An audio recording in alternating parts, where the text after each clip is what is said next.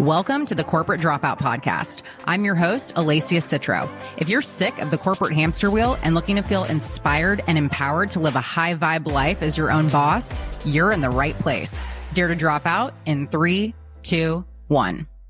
Before we start the show, I want to tell you about the business I'm launching.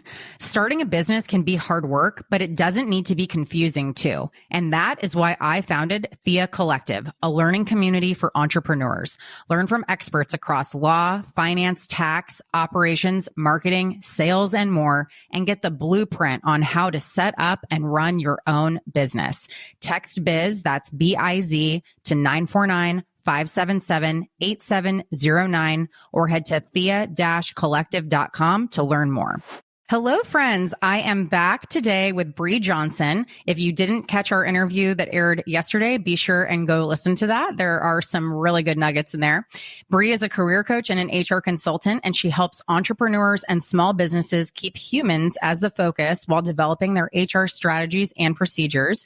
She also helps moms who are ready to make a change in their careers gain confidence and build a plan to climb the corporate ladder without guilt. And she is a founding member in Thea Collective, teaching on human resources. So Brie, thank you for being back. Today, you are going to share with us the inverted pyramid structure for emails, which when you shared this with me, I was like, this is so simple and so effective. Why does everyone not know this?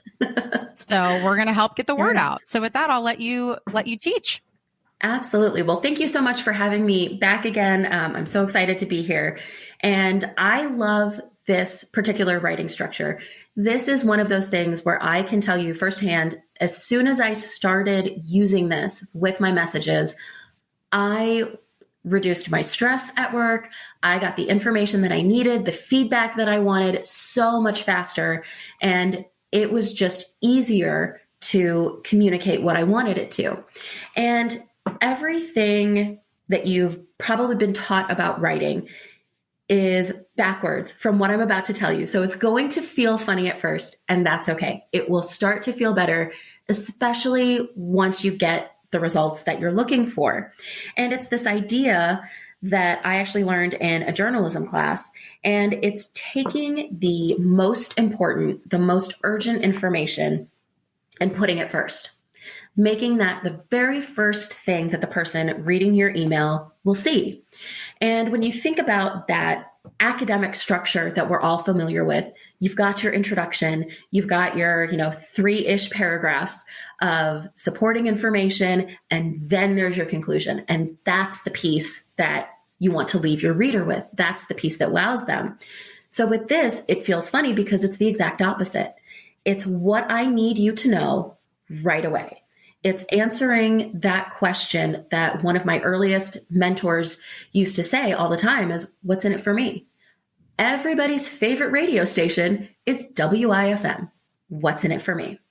So he would say that all the time. And again, I'm still using it, 20 years later, but it's that idea of you're busy. The people getting your emails are busy. And depending on what they're using, if they're at their desk, they might see a little bit more of what's in your message. But if they're on their phone, they're going to be limited. One of my clients actually told me that his boss thanked him for using this structure and employing it after he and I worked together, because the way the preview was set up on his boss's phone, he only saw the first 2 lines. So if he didn't know right away what that email was about, he would move on and he would go to something else and try to come back to it later. And that's probably something that I think a lot of us experience is you send something out and somebody doesn't respond right away. They intend to get back to it, but then you have to chase them down.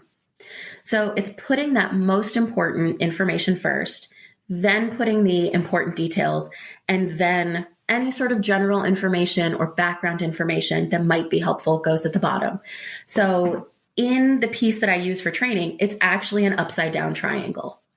And that's what it looks like. And it's to think about the heaviest or most important piece with the most weight goes up front. And I know I've said that a bunch of times, but that's what sets it apart. And there's a couple of examples that I give in what the messages sound like. And the example that I like is actually one that's similar to what I've used in the past. In my previous role, before I was a corporate dropout, I regularly had to communicate with a group of hospital CEOs and let them know, hey, such and such shared contract is coming up for renewal. We want to renew it. Here's why. So one example of what that email would look like and sound like without the inverted pyramid is something like, we've been partnering with BCJ Insights, which for those of you who don't know, that's my company. So obviously we want to renew that contract. We've been partnering with BCJ Insights. The services provided have been a valuable resource for your internal HR team and newly promoted managers. The contract is up for renewal next month. Below are the key changes to the terms of the agreement. Anticipate like some bullet points there, something like that. After careful consideration and review of the terms proposed, it's our recommendation to continue working together. And then there's some more information at the bottom of that, about deadlines and things like that. Knowing the people who were getting that, those CEOs did not have time to dig through that kind of message and figure out, what is Brie trying to tell me? So the same example, but using the inverted pyramid, is our contract with BCJ Insights is up for renewal next month. After careful consideration and review of the terms proposed for the renewal, it's our recommendation to continue working together. So right there, I've given them the key piece of the message and been able to say to them, this is what I need you to agree with. So the rest of the message is then built to get them to agree and lets them know, here's what the terms are, here's what we've done, here's how long we've been working together. If you don't respond by such and such a date, I'm going to call you to get your answer, so that they can very easily say, yep, that's fine, let's move on. I love that. And so let me ask you too, what's your thought on a lot of the filler that goes in the beginning, like the pleasantries? I hope this finds you well. Like particularly I'm thinking in terms of like prospecting emails. I was in sales for many years and a lot of the people who listen to this are too. What's your thought on that? Just cut the fluff out, leave it at the end? I generally prefer to cut the fluff out. I really do. I think that it's one of those things where if it's genuine, if it's, hey, Alessia, it was great talking with you yesterday. Here's something else I wanted to run by you. That's fine. That's straightforward. It's very specific to the person that you're emailing with.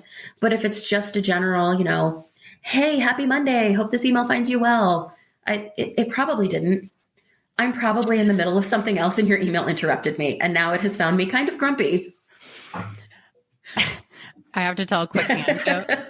When I was working at Google, I had a colleague who loved to start his emails with, I trust this email finds you well, but he would send it to even like internal people that would be. And I said, actually, you shouldn't trust it found me well because it didn't. And I was like, do not stop saying that. I hate it. It's like my pet peeve. Anyway, sorry, not to go on a tangent, but yeah, I love that. So opening with the most important thing next or first, then the supporting after that, and then any kind sign off or anything like that. I got to ask you too. I wasn't expecting to ask you this, but just out of curiosity, what would you say is the best email sign off and the worst? Like sometimes people think that best is actually the worst, or sincerely, like what do you like to close with? Just a dash in your name, or what's your thought? I generally will close with thanks, because if I'm emailing you and I'm putting it in writing, it's probably something that I need you to do for me.